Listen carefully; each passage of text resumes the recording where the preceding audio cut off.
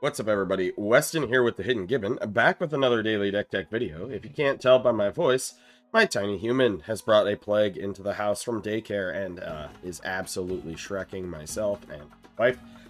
It's just a fun time.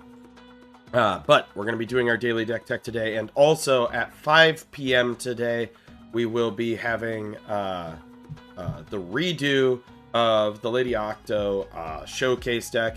I tried to get the video file to uncorrupt.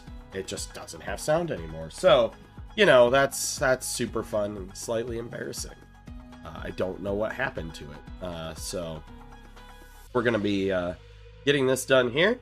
So without further ado, we're going to be doing... I already did the Miracles Dragon back when it was first revealed.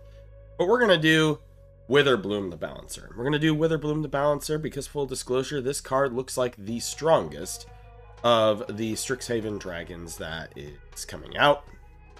So who is Witherbloom? They're an Elder Dragon. They're a 5/5 for 8, and normally people would bulk at 8 for a commander in Modern Magic. But it has affinity for creatures, which means, you know, it gets 1 cheaper for each creature you have. It has flying, it has death touch. Instants and sorcery spells you cast have affinity for creatures. So, it's actually insanely easy to get this out if you run a token strategy. And this will also, affinity also helps pay 1 towards X casting cost. So, our strategy today, sorry, I'm gasping for air here, is we're going to get a bunch of tokens and little dorky creatures, which will give us affinity to get Witherbloom out. And then we are going to cast some big spells, some big mana.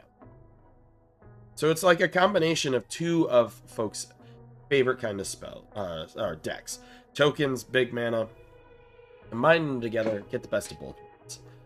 This one's a little bit higher budget because I wanted to kind of show off what this deck could do.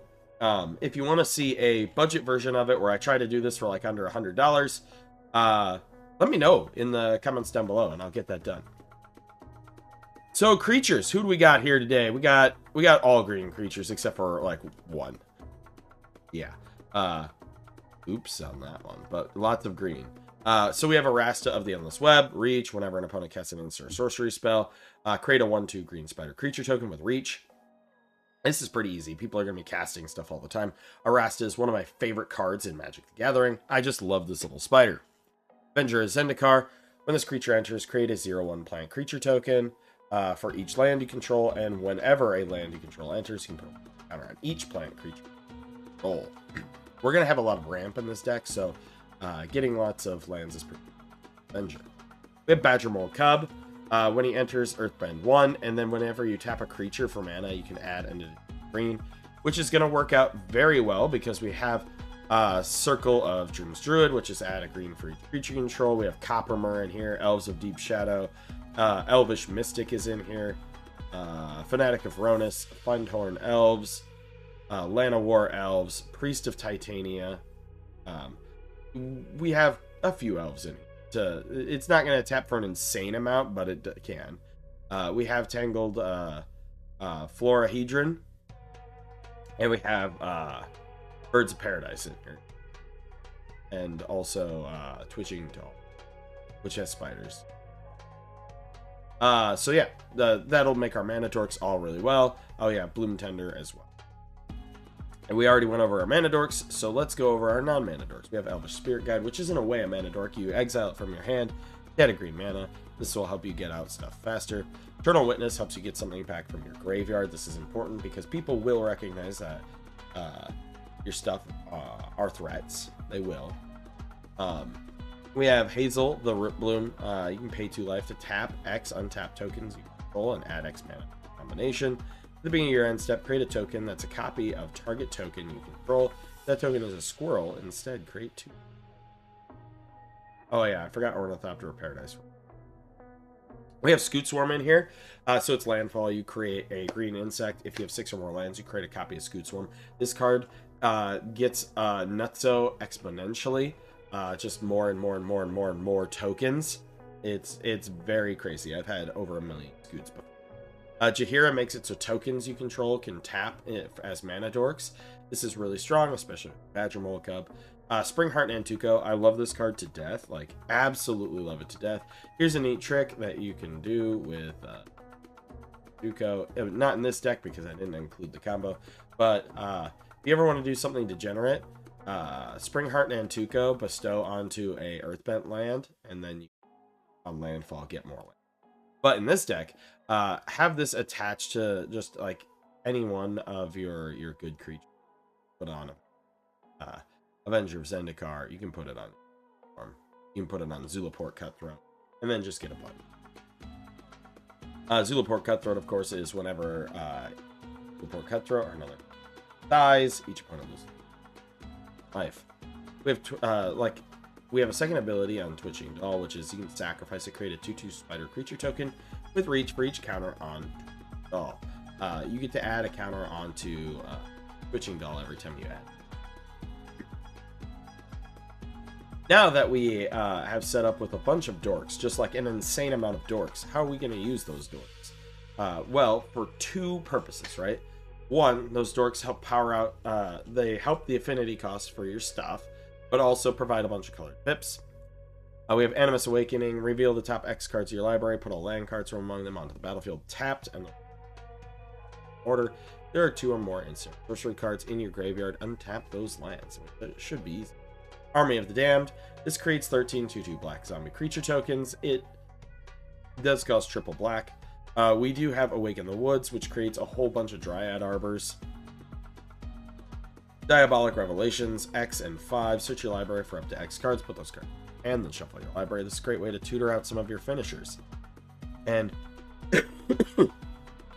as long as you have your commander, it's going to be much cheaper with all those dorks and stuff. Exsanguinate. I know, it's like the least creative win con in a Magic deck ever. It's target, each opponent loses X life, you gain life equal to life lost this way. You could do this for an absolutely insane amount if you have those tokens and mana dorks out there cheapening the cost, and then the mana dorks are adding more mana to it. It essentially makes it so each of your mana dorks adds 2 to the X.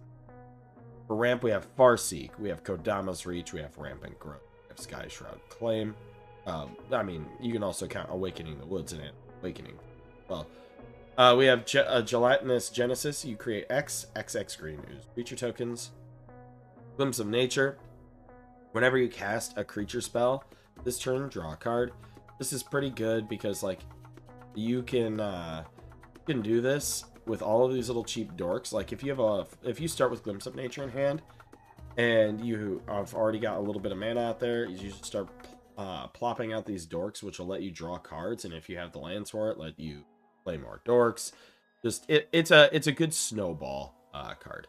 We have Ingorok's Wake, destroy all creatures you don't control and all planeswalkers you don't control. This will cost about 2, so long as somebody has it rat board.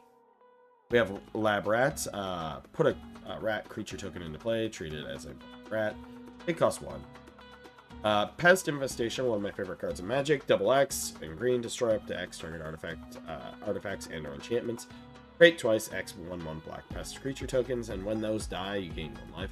These are really, really good. This card's really good because, especially in this style of deck where your X costs are much cheaper, you can just wipe out all of your opponent's enchantments and artifacts all at once. We have Preposterous Proportions. Creatures you control get +10/+10 in Vigilance until end of turn. It costs 7, or it costs 2. It probably is going to cost 2, to be perfectly honest with you. Yeah, give all of your tokens the big front and back, and then just smash in. Then we got Rise of the Dark Realms. Put all creature cards from all. It's onto the battle. Control. We already went over it. Instants. We do have some interaction. Always play interaction in your deck. So we have Abrupt Decay. This destroys target non-land permanent with less. We have Assassin's Trophy. It destroys a permanent, and then that controller switches their library for a basic land, puts in on the battlefield. We got Beast Within, blows up a creature. They get a 3/3. We have Putrefy in here. Also destroys an artifact or creature. Then we have Arachnogenesis, Spider Fog. So create X1/2 spider creature tokens. Where X is the number of creatures attacking you. Prevent all combat damage that would be dealt this turn by non-spiders. Dark Ritual. So if we get like 2 creatures out and Dark Ritual with some lands, we can get out our Witherbloom faster. Deadly Dispute, sack an artifact or creature, draw 2 cards, and create a treasure. Empty the pits. Delve, you're not going to need to delve with this deck, and then you put X/2/2 zombie creature tokens onto the battlefield. It is quad black, so use your lands for that. Whereas almost all of our mana dorks do add green. Use your actual colored pips from your lands to cast Galadriel Ambush. Create X 1/1 green creature warrior tokens, where X is the number of attacking creatures. Get to Fog. Harrow for a little bit more ramp. A Heroic Intervention. Because people are going to try to board wipe your creatures, you're going to want a Heroic Intervention, giving all of your permanents indestructible. We have Tyvar's Stand. Target creature you control gets +X and gains X per indestructible. Do that to protect your commander, of course. Second Harvest, for each token you control, create a token that's a copy of that permanent. Vitalizing Wind, creatures you control get +7/+7. It costs 9, or it costs like 3 probably on average. I think is when I was goldfishing. That was what it was. Sprout Swarm, convoke and buy back 3. Put a green little sapperling into play. Our artifacts, Genesis Chamber, so whenever a non-token creature enters the battlefield, if Genesis Chamber's untapped, that creature murders. So we have a lot of little dorky dudes. You put this and you get a whole bunch of them. This card also works really well for those of you who know how to play Norin. Play this card in it. Lightning Greaves, Swiftfoot Boots, those are going to go on your Witherbloom. You got to protect your Witherbloom. Have to. Even though, unless they have mass removal, it'll be easy to just recast them if you have tokens. Skull Clamp, sack those tokens, essentially using those tokens to generate card advantage. Cryptolith Rite makes it so all your creatures can tap for mana. Growing Rites of Itlamok, when it comes into play, you look at the top 4 cards, can reveal a creature, put it into your hand. At the beginning of your end step, if you have 4 or more creatures, it flips into a Gaia's Cradle, and taps for an obscene amount of mana. We have Parallel Lives. If an effect would create 1 or more tokens under your control, creates twice that many instead. And then we have the Meat Hook Massacre. When it enters, each creature gets -X until end turn. Whenever a creature you control dies, each opponent gets 1. Whenever a creature opponent dies, you gain 1. You could get a million scoots out and then play Meat Hook Massacre 1, and then just, you know, kill your opponents that way. Well, it will see all of your tokens now. We have Avendo, which is the planet Gaia's Cradle. So we don't have anything super big to crew this, but we have a million tokens, so you can just like tap them down some, get that activated. We have Susur, Secundi Void Altar. Pay 2 life, sack a creature, draw cards equal to sacrifice power. Activated sorcery. We have Thespian Stage and Vesuva to copy our planets. Probably copying Avendo is your best bet. And Rogue's Passage to make. But yeah, let me know in the comments down below. Again, sorry that I sound like just the worst. But if you want to see your commander made into a deck, drop that in the comments down below. As always, I'm Weston with the Gibbon, and I hope you all have a wonderful day.